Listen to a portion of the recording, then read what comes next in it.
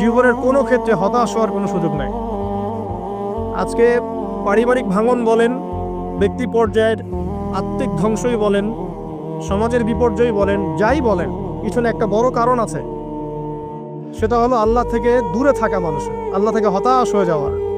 আর এই কাজটা শয়তান করিয়েছে মানুষকে আল্লাহ থেকে দূরে সরানোর জন্য। কিন্তু আল্লাহ রাব্বুল আলামিনের কাছে কেউ যদি যেতে চায়, মন থেকে যদি আল্লাহকে একটা বারও ডাকে, আল্লাহ তবে এক ডাকের মাধ্যমেও তার গুনাহ মাফ করতে পারে। দুজন ব্যক্তির ঘটনা পড়লাম। একজন ব্যক্তি প্রচন্ড রকম আবেদ, প্রচুর ইবাদত করে। আপনারা জানেন ইবলিসও কিন্তু আবেদ ছিল, ইবলিস কিন্তু প্রচুর ইবাদত করেছে।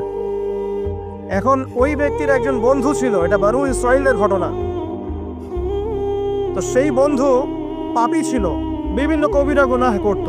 আর এই আবেদ ব্যক্তি বারবার তাকে নসিহত করত, গুনাহ ছেড়ে দাও, তুমি পাপ করছো, গুনাহ ছেড়ে দাও।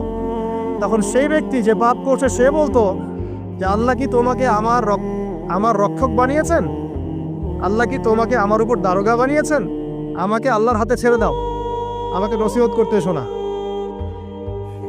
একদিন এই আবেদ ব্যক্তি তার বন্ধুকে একটা জঘন্য পাপ করতে দেখলো, এমন একটা পাপ যেটা দেখে তার মনে ধারণা আসলো এটা চরম জঘন্য একটা কাজ।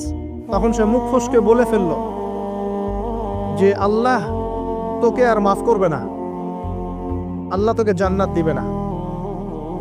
আল্লাহ রাব্বুল আলামিন মালাকুল মউতকে এই দুজনের কাছে পাঠালেন, দুজনের রূহকে কবজ করা হলো।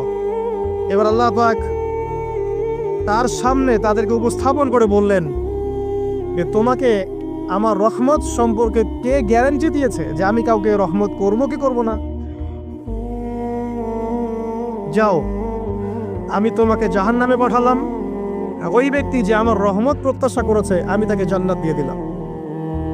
দেখুন, এই হাদিসটা শুনলে মনে হয় বাহ্যিক হয়তো বা মুখের একটা কথার কারণেই সে জাহান্নামে চলে গেল। আসলে বিষয়টা এমন নয়। বিষয়টা আমি আপনাকে বোঝাচ্ছি। বিষয়টা হচ্ছে ইবলিসের মতো।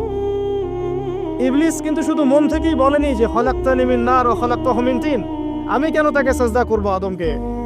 আদম তো মাটির তৈরি আর আমি তো আগুনের তৈরি। এটা ইবলিসের শুধু মৌখিক স্টেটমেন্ট ছিল না, কারণ কি ছিল? আবা ওয়াস্তাকবার, সে উদ্ধত হয়েছিল, অহংকার প্রদর্শন করেছিল। ভিতর থেকে ইন্টারনালি সে অহংকারী ছিল, সে আন্ডারএস্টিমেট করে কথাটা বলেছে, শুধু মৌখিকভাবে বলে নাই। কিন্তু ঠিক এই ব্যক্তির ঘটনা এমনই, সে মন থেকে অহংকারী হয়ে উঠেছিল, যদিও বা সে আবেদ ছিল। এখানে আমরা যারা প্র্যাকটিসিং মুসলিম হওয়ার চেষ্টা করছি, আমাদের জন্য এখানে নিদর্শন আছে।